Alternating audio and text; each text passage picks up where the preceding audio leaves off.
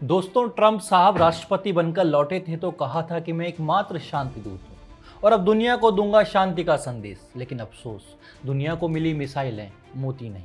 Trump बोले थे हम ऐसी ताकतवर शक्ति बनेंगे जो सारे युद्ध रोक देगी, लेकिन हुआ क्या? 5 महीने बाद यूक्रेन रूस की जंग अब भी और गहरी हो चुकी है। गाजा इसराइल का संघर्ष अब भी ज्वलंत है। ईरान और इसराइल के बीच परमाणु तनाव कैसे आसमान छू रहा है, ये आप देख ही रहे हैं। मतलब ट्रंप जी शांति लाने निकले थे, पर लगता है गूगल मैप में रास्ता वर्ल्ड वॉर का खुल गया। चौधरी बने ट्रंप का दावा था कि यूक्रेन युद्ध में 24 घंटे में खत्म कर दूंगा। Before I even arrive at the Oval Office, I will have the disastrous war between Russia and Ukraine settled. अब वही ट्रंप कह रहे हैं कि कभी कभी उन्हें लड़ने देना बेहतर होता है। मतलब भाई साहब अब शांति दूत नहीं, धृतराष्ट्र बन चुके हैं।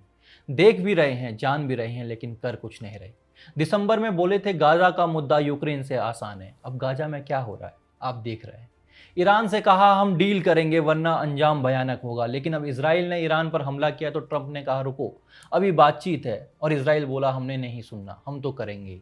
मतलब डील बन ही नहीं रही है और डीलर को कोई पूछ नहीं रहा। मिडिल ईस्ट यात्रा में ट्रंप बोले अब दुनिया बहुत सुरक्षित हो गई है, और ये बात उन्होंने 4 हफ्ते पहले कही थी। अब हाल ये है कि इसराइल ईरान आमने सामने, रूस यूक्रेन में नए हथियार आ चुके हैं और अमेरिका के मित्र देशों में बेचैनी है। लगता है ट्रंप के सेफ जोन का मतलब बंकर में बैठना था।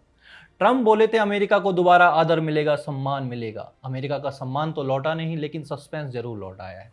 ट्रंप की शांति नीति वैसी है जैसे कोई डॉक्टर कहे कि मैं इलाज नहीं करूंगा क्योंकि शरीर को खुद ही लड़ने दो। अब सवाल ये नहीं है कि ट्रंप शांति दूत बन पाए या नहीं, सवाल यह है कि ट्रंप का पीस पैकेज का सब्सक्रिप्शन कब खत्म होगा।